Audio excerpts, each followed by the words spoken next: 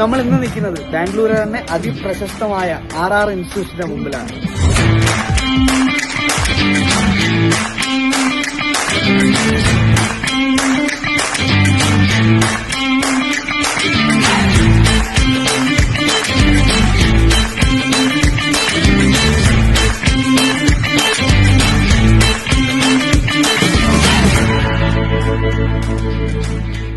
ആയിരത്തി 1993 PKM education ട്രസ്റ്റിന്റെ കീഴിലാണ് ഈ കോളേജ് ആരംഭിച്ചിട്ടുള്ളത്. നഴ്സിംഗ് കോഴ്സുകളും എഞ്ചിനീയറിംഗും ഫാർമസിയും പോളിടെക്നിക്കും അലൈഡ് ഹെൽത്ത് കോഴ്സുകളും അടക്കം ഒട്ടനവധി വിദ്യാർത്ഥികളാണ് ഈ കോളേജിനെ ആശ്രയിച്ച് പഠിക്കുന്നത്.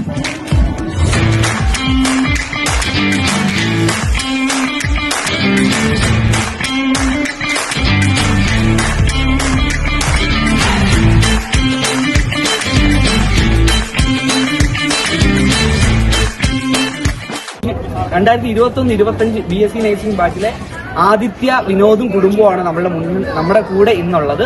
അപ്പോൾ നമുക്ക് നമ്മുടെ കോളേജിനെ കുറിച്ചുള്ള ഡീറ്റെയിൽസ് എല്ലാം ചോദിക്കാം. അതോടൊപ്പം ആദിത്യ വിനോദ് നമ്മുടെ BSc നഴ്സിംഗ് 3 വർഷത്തെ പരീക്ഷയിലും ഡിസ്റ്റിങ്ഷനോടുകൂടി പാസ്സായ ഞങ്ങളുടെ മിടുക്കിയായ വിദ്യാർത്ഥി കൂടിയാണ്. അപ്പോൾ ആദിത്യയുടെ കുടുംബത്തിന്റെയും RR കോളേജിനെ സംബന്ധിച്ചുള്ള എക്സ്പീരിയൻസ് നമുക്ക് ഒന്ന് അറിഞ്ഞിട്ട് RR കോളേജിനെ കുറിച്ച് എക്സ്പീരിയൻസ് പറയുകയാണെങ്കിൽ ഞാൻ മാവേലിക്കര സ്വദേശിയായ ശ്രീവിദ്യ. മാവേലിക്കര റീജിയണൽ ഓഫീസിൽ നിന്നാണ് അഡ്മിഷൻ എടുത്ത് രാഹുലിനെ ഇതാണ്. രാഹുലിനെ സംബന്ധിച്ചിടത്തോളം പറയാനാണെങ്കിൽ ഈ 2021 മുതൽ 2025 വരെ 4 വരെയുള്ള എന്ത് കാര്യത്തിനും നമ്മൾ കോളേജുമായിട്ട് ബന്ധപ്പെട്ട് എന്തെങ്കിലും ഒരു ബുദ്ധിമുട്ടോ എന്തെങ്കിലും അങ്ങനെ ബുദ്ധിമുട്ടൊന്നും ഉണ്ടായിട്ടില്ല. എന്തെങ്കിലും ഒന്ന് വന്നു കഴിഞ്ഞാൽ നമ്മൾ ഉടനെ തന്നെ വിളിച്ചാൽ അതിന് വേണ്ടി അടുത്തെങ്കിലും ഉണ്ടായി നല്ലൊരു ഉത്തരവാദിത്തം നമ്മുടെ ഒരു പേരൻസിനെ പോലെ തന്നെ ഉത്തരവാദിത്തമായിട്ടാണ് 4 ദിവസം പെരുമാറിയിട്ടുള്ളത്. നമുക്ക് സഹായങ്ങൾ ചെയ്തിട്ടുണ്ട്. പിന്നെ ആദിത്യവിനെ കുറിച്ച് പറയാനാണെങ്കിൽ ഇവിടെ വന്ന് ആദ്യം വീട്ടിൽ നിന്ന് ചെറിയ ബുദ്ധിമുട്ടുണ്ടായിരുന്നെങ്കിലും പിന്നെ വന്ന് 3 വർഷവും നല്ല രീതിയിൽ പഠിച്ച് നല്ല ടീച്ചിങ്, ഇവിടുത്തെ ടീച്ചിങ്ങിനെ കുറിച്ച് പറയാനാണെങ്കിലും പോസ്റ്റിങ്ങിനെ കുറിച്ച് പറയാനാണെങ്കിലും നല്ല പോസ്റ്റിംഗാണ്. ഓരോ വർഷവും എനിക്ക് തോന്നുന്നു RR മാത്രമേ ഉള്ളൂ ഫസ്റ്റ് ഇയർ തൊട്ടേ പോസ്റ്റിംഗ് കിട്ടി പഠിച്ച് വന്നു. അതുകൊണ്ട് നമുക്ക് അഭിമാനത്തോടു കൂടി തന്നെ പറയാൻ പഠിച്ചിറങ്ങുമ്പോൾ നല്ലൊരു വിദ്യാർത്ഥി, നല്ലൊരു ഉദ്യോഗാർത്ഥിയായിട്ട് നമ്മുടെ മോളെ കിട്ടുമെന്നുള്ളത് നല്ലൊരു പൂർണ്ണ വിശ്വാസം നമുക്ക്. The institution is growing like anything. Our motto is provide quality education to all. In this, RR is never compromising. It's having a very fantastic infrastructure, well qualified, experienced faculties, very good cleaning facilities, and very calm and quiet atmosphere. And with that, very comfortable management persons. So they are taking care of the children by their own family members. So the parents no need to be worried about your children. The 4 years and 3 years, what you are placing the children in, they are like our child.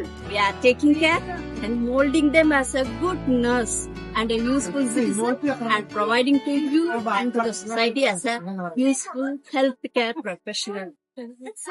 Thank you.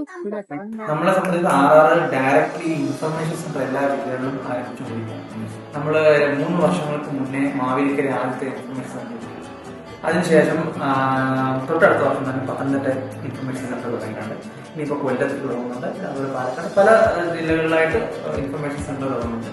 അത് തുടങ്ങാന്ന് വെച്ചാൽ ആ ജില്ലയിലുള്ള കുട്ടികൾക്ക് in case അവരുടെ parents എന്തെങ്കിലും അത്യാവശ്യം ഒന്ന് communicate ചെയ്യണമെങ്കിൽ, അല്ലെങ്കിൽ ഡോക്യുമെന്റ്സ്, ബാങ്ക് ലോണിന്റെ കാര്യങ്ങള്, സ്കോളർഷിപ്പിന്റെ കാര്യങ്ങൾ, ഇതൊക്കെ ഇച്ചിരി ഫാസ്റ്റാണ്. നമ്മള് നേരിട്ട് ഒരു കുട്ടിക്ക് ഇവിടെ വന്ന് അഡ്മിഷൻ എടുക്കുന്ന പോലെ തന്നെ ഇൻഫർമേഷൻ സെന്ററിൽ പോയി അഡ്മിഷൻ എടുക്കും. അഡ്മിഷൻ മാത്രമല്ല ഉദ്ദേശിക്കുന്നത്, അഡ്മിഷനും ഫ്യൂച്ചറും.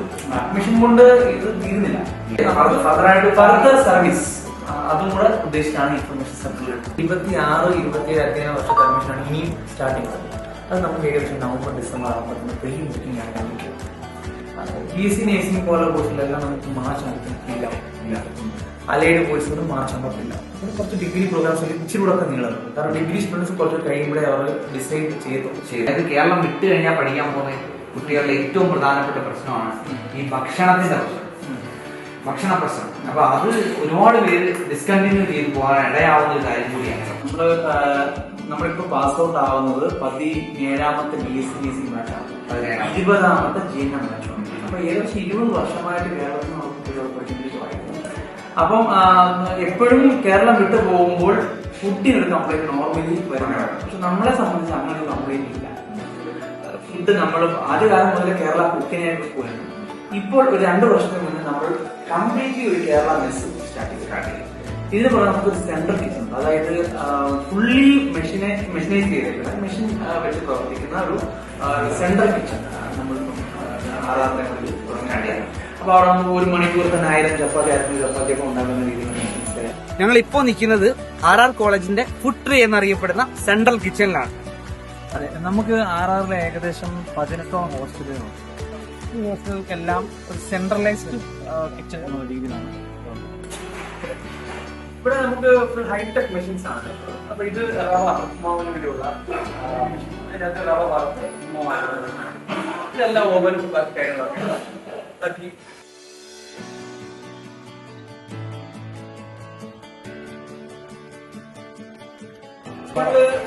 ഇത് കറി വെക്കും. ബോയിലറാണ്, റൈസ് ബോയിലറാണ്. കറികൾ ഈ ബോയിലറിനകത്ത് കറികൾ ഉണ്ടാക്കാൻ പറ്റും. ബൾക്കായിട്ടുള്ള കറി പ്രൊഡക്ഷന് വേണ്ടിയിട്ടാണ് ഇത് ഉപയോഗിക്കുന്നത്.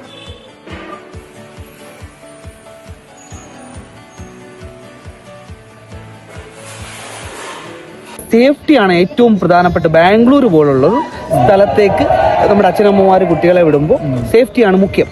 അപ്പൊ ഈ സേഫ്റ്റിയെ സംബന്ധിച്ച് നമ്മൾ ഇപ്പോൾ നിലവിൽ ചെയ്തുകൊണ്ടിരിക്കുന്ന കാര്യങ്ങളും ഇനി എന്താണ് കൂടുതലായിട്ട് ചെയ്യാൻ പോകുന്ന കാര്യങ്ങളും അതിനെക്കുറിച്ചൊന്ന് അറിയണം. ബാംഗ്ലൂർ പോലൊരു സ്ഥലം എന്ന് പറയുമ്പോൾ തന്നെ നമുക്ക് ഓൾറെഡി അതിനൊരു മുൻവിധിയുണ്ട്.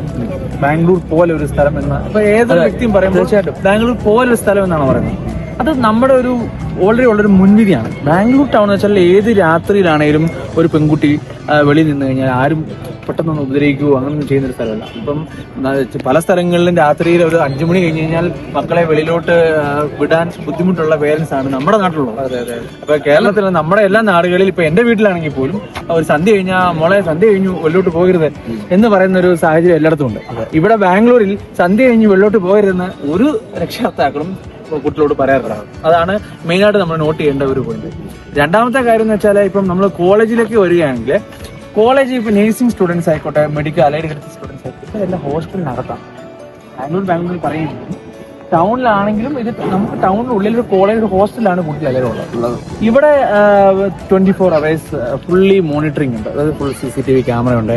അതുപോലെ തന്നെ സെക്യൂരിറ്റി ത്രൂ ഔട്ട് സെക്യൂരിറ്റി ആണ്. അതായത് എല്ലാ ഗേറ്റുകളിലും സെക്യൂരിറ്റീസ് ഉണ്ട്, ഫുൾ ക്യാമറകളുണ്ട്. അതുപോലെ തന്നെ ഇവരുടെ ഔട്ടിംഗ് പോലും ക്രമീകരിക്കുന്ന നമ്മൾ സ്പേസ് എന്ന് പറയുന്ന ആപ്പ് വഴിയാണ്. അപ്പൊ ഈ ആപ്പ് വഴി നമ്മൾ ഇൻ കേസ് കുട്ടികൾക്ക് ഒന്ന് വെളിയിലോട്ട് പോകണമെങ്കിൽ ഈ സ്പേസിന്റെ ആപ്പ് വഴി ബുക്ക് ചെയ്യണം. ആ ബുക്ക് ചെയ്തൊരു വാർഡൻ അത് അക്സെപ്റ്റ് ചെയ്യണം. അക്സെപ്റ്റ് ചെയ്യുമ്പോൾ ഇവർക്ക് ഒരു QR ജനറേറ്റ് ആവും. ആ QR സ്കാൻ ചെയ്ത് മാത്രമേ ഇവർക്ക് വെളിയിലേക്ക് പോകാൻ പെർമിഷൻ ഉള്ളൂ. പെർമിഷൻ കൊടുക്കുന്നത് തന്നെ QR വഴിയാണ്. കാരണം ഇത്രയും കുട്ടികൾ ഉള്ളിടത്ത് നമുക്ക് കൺട്രോൾ ചെയ്യണമെങ്കിൽ കമ്പ്യൂട്ടറൈസ്ഡ് ആയിട്ടുള്ള സംവിധാനം ഉണ്ടെങ്കിൽ മാത്രമേ ഇതെല്ലാം കൺട്രോൾ ചെയ്യാൻ പറ്റും. അപ്പൊ അതുകൊണ്ട് ആ ഒരു സിസ്റ്റമാണ് ഇവിടെ തുടരുന്നത്. അപ്പം കുട്ടി അത് സെക്യൂരിറ്റിയുടെ കൊണ്ട് സ്കാൻ ചെയ്താൽ മാത്രമേ കുട്ടിക്ക് വെളിയിലേക്ക് കിടക്കാൻ പറ്റുള്ളൂ. തിരിച്ചു കയറുമ്പോഴും ഇതേ സ്കാനർ, അതായത് ഇതേ QR സ്കാൻ ചെയ്ത് വേണം തിരിച്ചു കയറാൻ. അപ്പൊ ഈ സ്കാൻ ചെയ്യുമ്പോഴും തിരിച്ചു കയറുമ്പോഴും എല്ലാം നോട്ടിഫിക്കേഷൻ വാർഡനും പേരൻസിനും എല്ലാം വന്നുകൊണ്ടിരിക്കും. അപ്പൊ അത്രയും നല്ല രീതിയിലുള്ള സിസ്റ്റം ഉണ്ടാക്കി വെച്ചിരിക്കുകയാണ്. അപ്പൊ അങ്ങനെ ഉള്ളിടത്ത് സേഫ്റ്റി വിഷയങ്ങൾ നോർമലി അങ്ങനെ ഉണ്ടാവുന്നില്ല. കാരണം മാത്രമല്ല ഇനിയിപ്പം നമ്മൾ ഉള്ള ഭാഗങ്ങളോടൊന്നും പോകണം. നമ്മുടെ കോളേജ് പക്ക ടൗണിലാണ്. അതായത് വെറും 50 മീറ്റർ ഉള്ളു ചിക്ബനാര റെയിൽവേ സ്റ്റേഷനിലോട്ട് പോകാൻ. ഏകദേശം 2 കിലോമീറ്ററുള്ളിൽ നമുക്ക് മെട്രോ ഉണ്ട്. നമ്മുടെ സെൻട്രൽ റെയിൽവേ സ്റ്റേഷനിൽ ഇവിടുന്ന് ഏകദേശം മെട്രോയിൽ 20 മിനിറ്റ് കൊണ്ട് സെൻട്രൽ റെയിൽവേ സ്റ്റേഷനിൽ എത്തും. ഈ സ്റ്റുഡൻസിനെ സംബന്ധിച്ച് അവർ ഒരു ക്യാമ്പസ് ലൈഫ്, അപ്പോ നമുക്ക് രക്ഷിതാക്കൾക്ക് അതൊരു വലിയ ഒരു ആശങ്കയാണ്. കാരണം കേരളത്തിൽ വെളിക്കോട്ടൊക്കെ റാഗിങ്ങും കാര്യങ്ങളൊക്കെ വെച്ചാൽ അതൊരു പഴയ കാലത്ത്, ഇന്ന കാലത്ത് റാഗിങ്ങും ഇങ്ങനെയുള്ള ക്യാമ്പസിൽ നിന്ന് അങ്ങനെ റാഗിങ്ങോ അങ്ങനെ നോർമലി കേട്ടിട്ട് പോലും ഇല്ല. കുട്ടികളുടെ സേഫ്റ്റിയെ ബാധിക്കുന്ന തരത്തിലുള്ള നിയന്ത്രണങ്ങൾ മാത്രമാണ്. സേഫ്റ്റിക്ക് പ്രാധാന്യം കൊടുത്തിട്ടുള്ള നിയന്ത്രണം.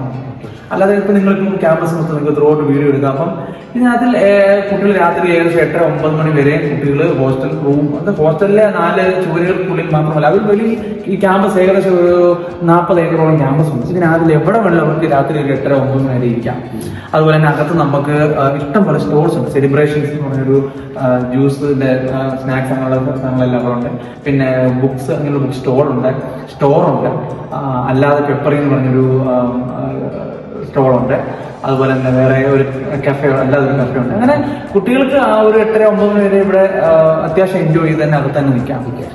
അങ്ങനെയുള്ള സേഫ്റ്റി വിഷയങ്ങൾ വെച്ചാൽ അവര് ഈ ക്യാമ്പസിന്റെ മതിൽക്കെട്ടുകൾക്കകത്താണ്, അത് ഫുള്ളി നിരീക്ഷണത്തിലാണ്, ക്യാമറകളെല്ലാം ഉണ്ട്. അപ്പം ഇതിന് വെളിയിലോട്ട് വിട്ടുള്ളൊരു ഇതില്ലെന്നേ ഉള്ളൂ. ബാക്കി ഇവർക്ക് അതിനകത്ത് പൂർണ്ണ സ്വാതന്ത്ര്യമുണ്ട്. എല്ലാ കാര്യങ്ങളും അവര് അത്യാവശ്യം എൻജോയ് ചെയ്ത് തന്നെ പഠിക്കുന്നു. 17ാമത്തെ ബാച്ചാണ് ഇന്ന് പാസ് ഔട്ട് ആയിട്ടുള്ളത്. GNM 20ാമത്തെ ബാച്ച്. അപ്പൊ ഇത്രയും പാസ് ഔട്ട് ആയ കുട്ടികളാണ് നമ്മളുടെ റിസൾട്ട്, അല്ലെങ്കിൽ നമ്മളുടെ നമ്മുടെ ഒരു സ്ഥാപനം എന്ന നിലയ്ക്ക് നമുക്ക് അഭിമാനിക്കാവുന്ന കാര്യത്തിൽ നമ്മളിൽ നിന്ന് വിദ്യാഭ്യാസം നേടി നമ്മളിൽ നിന്ന് ഗ്രാജുവേറ്റ് ആയി നമ്മളുടെ റിസൾട്ട് നമുക്ക് കാണിക്കാനുള്ളത്. അപ്പൊ അത്ര അത് 1 or 2 അല്ല, എല്ലാ ജില്ലകളിൽ നിന്നും, എല്ലാ സംസ്ഥാനങ്ങളിൽ നിന്നും, എല്ലാ രാജ്യങ്ങളിൽ നിന്നും. എല്ലാ രാജ്യങ്ങൾ വെച്ചാൽ ഭൂരിഭാഗം ആഫ്രിക്കൻ രാജ്യങ്ങളിൽ നിന്നും ഇവിടെ കുട്ടികളുണ്ട്. പ്രത്യേകിച്ച് ഫാർമസി കോഴ്സുകൾ എല്ലാം നൈജീരിയയിൽ നിന്നൊക്കെ കുട്ടികളുണ്ട്. നോർത്ത് ഈസ്റ്റിൽ നിന്ന് ഇഷ്ടംപോലെ കുട്ടികളുണ്ട്. കേരളത്തിലാണ് ഭൂരിഭാഗം 70-80% കുട്ടികളുണ്ട്. അപ്പം നമുക്ക് കേരളത്തെ മാത്രം വെച്ചാൽ കേരളത്തിൽ തന്നെ നമുക്ക് പാസ് ഔട്ട് ആയ number of students pass out ആയി, അതായത് അവര് കുവൈറ്റിലും അല്ലെങ്കിൽ മറ്റേ MOH ഒക്കെ ഇഷ്ടം കുട്ടികൾ റെഫറൻസ് നമുക്ക്